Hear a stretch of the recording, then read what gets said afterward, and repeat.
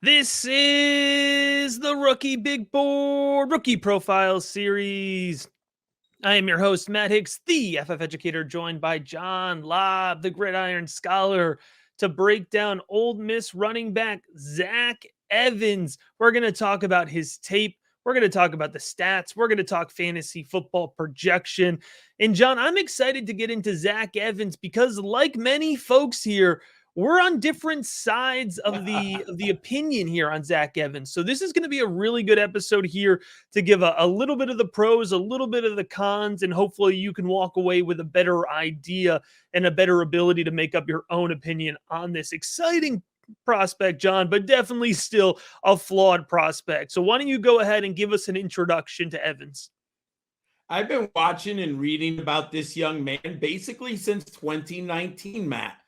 He was a five-star prospect coming out of high school. I mean, what an incredible high school resume. He was the first five-star signee in TCU's football history. He was ranked by 24/7 Sports as the number 2 runner nationally, number 16 overall player in the country, and he was the top recruit in Texas. I mean, if you like the high school recruiting process, he was on everyone's radar at that point.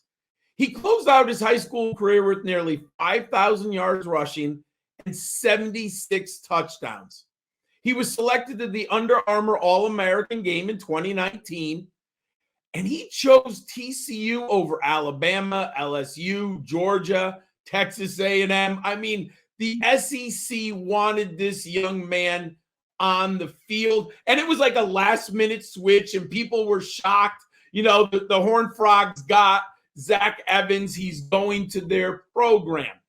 Now, John, I think it's important to point out that there was a little bit more to that recruitment, right? To be fair, yeah, it may have been the other way around. There were some character concerns, some maybe academic concerns. So none of that's substantiated, but I think it's important. That's part of his profile. Yeah, I was sliding it under the turf. I just want to make sure keep it on the DL. As a true freshman in 2020, he was third on the team with 415 yards rushing, and he scored 4 touchdowns. That was a nice start as a true freshman. What was very hopeful and pointed towards future success, Matt, he averaged 7.7 yards a carry.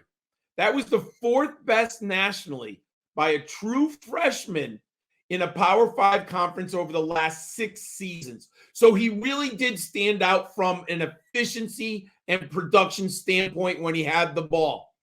The per carry ranked 2nd for the season all time in TCU history, and 2nd nationally for a true freshman with a minimum of 50 rushes in the FBS since 2020. So he really did flash if you were watching him at TCU that year.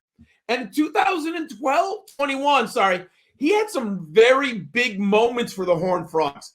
Against California, he was the Big 12 Offensive Player of the Week with 190 yards rushing. And in the classroom, he was 2nd team academic all Big 12. When you looked at the raw numbers at the very end, he had 92 carries for 648 yards and 5 touchdowns. Still looking strong, but not hitting the ceiling that we had hoped for. Matt, he changed. He moved over to Mississippi. I don't think anyone thought about it. I didn't expect it, I should say that. And he ends up in the old Rebs uniform, and I expected absolute monster season last year for Mississippi. However, he ended up the year with 936 yards on 144 carries and 9 touchdowns. So he has never exceeded the 1,000 yards rushing in any season in college. He lost the job basically to a freshman, Quinshon Jenkins. So there was a lot of discussion. Why was Quinshon Jenkins getting the touches? And Quinshon Jenkins, I think he had over 1,300 yards if memory serves me. So we had explosion from a freshman in an Ole Miss uniform. Matt, I see what people like. There's a lot of things to like on tape. What did your tape analysis say about Zach Evans? Yeah, Zach Evans' tape is amazing. It really is. If you're just talking about his pure tape, there's a lot of reasons to get excited about him. He's a very smooth one-cut runner in terms of his style, and it pops right off the tape. It's impossible to watch, 3, 4 games of Zach Evans and not get excited about him as a prospect. I think what's exciting about Evans is that although John, he's not going to necessarily come in at 6'2", 235. I mean, he's going to come in around 215, 220, and he plays with good lower body strength, and potentially more exciting is his contact balance. His ability to run in between the tackles in the SEC, stand up against SEC linebackers and shake off tackles. I mean, multiple times, John, you watch his tape and it takes multiple guys to drag him to the ground. That's an exciting projection to see for somebody who is really, I feel like, labeled more as an athletic runner than a power runner, right? So it's a really fun combination. I love his elusiveness, John, and he has what I call subtle elusiveness, right? He's not going to, juke the guy out of his shoes. He's not going to hit him with the spin move, right? He's not going to smash the B button on a guy, but he has very subtle movements. At the last minute, he'll break, he'll make a guy miss. And I love that type of elusiveness, right? It helps really enforce his ability to work inside the tackles. Now, there's going to be a lot of questions about his vision, John, and I think that's ultimately where it comes down to, right?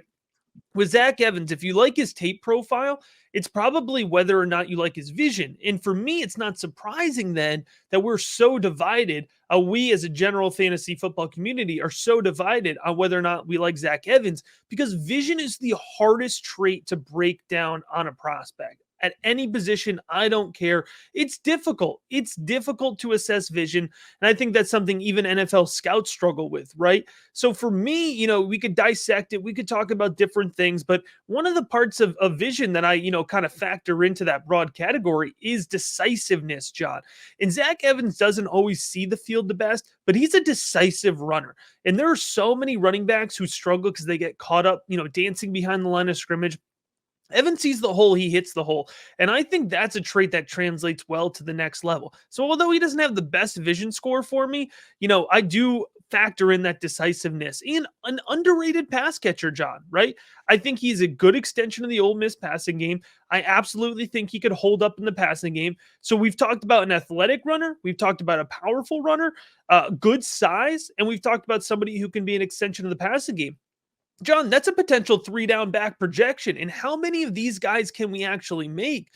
So although there's legitimate flaws with his production profile, there's enough upside on tape to get me excited absolutely here. But let's talk a little bit more about that production profile, because we're talking about both sides of things here, and we got to be fair to the other side of the argument.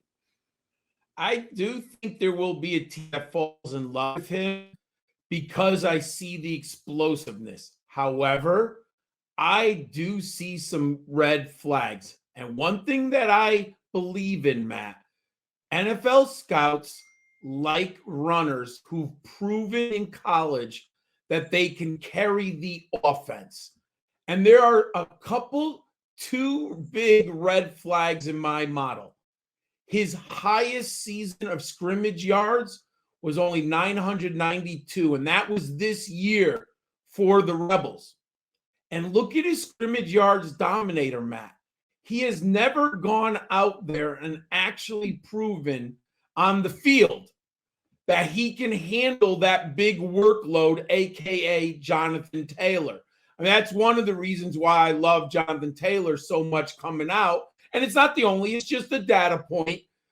But you look at Evans here, and I have two data points that are concerning to me.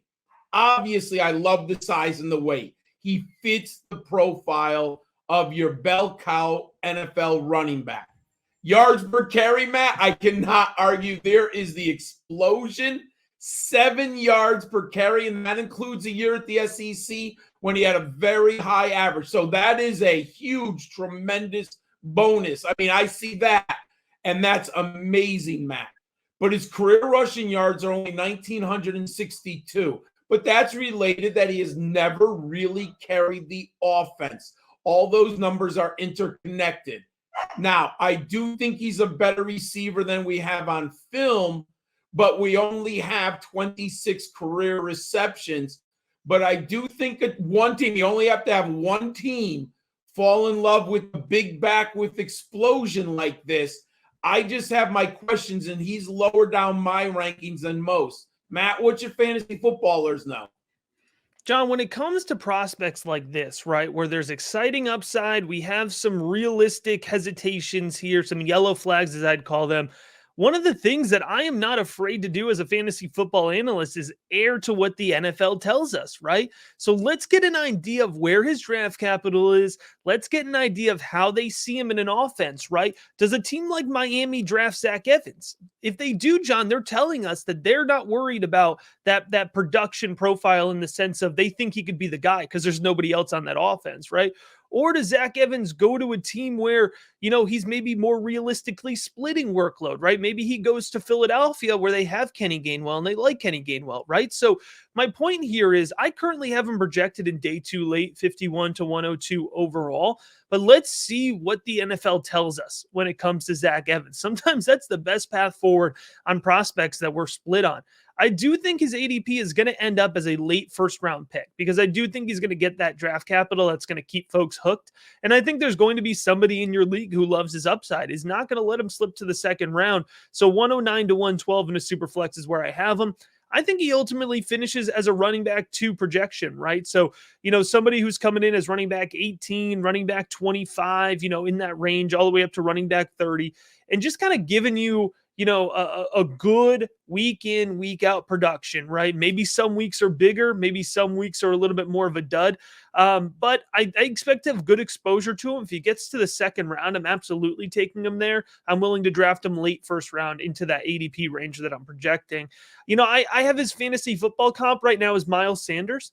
And I think, his trajectory over the course of his career might be a little bit like Miles Sanders. And I'm talking value here. I'm not talking about running back style at all.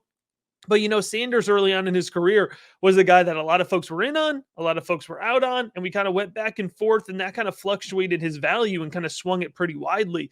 I wouldn't be surprised if Evans comes into the league with some volatility behind his value, and I wouldn't be surprised if that swings back and forth here with some big games and maybe some disappointing games over the course of his rookie career.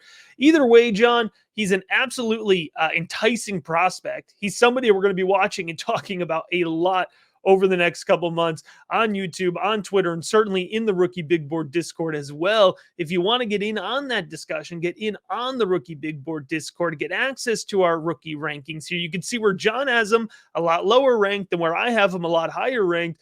Head on over to patreon.com/rookiebigboard. Get that access for just $3 a month or save 15% off now with an annual membership. And as always, we appreciate you checking out this episode of the Rookie Big Board.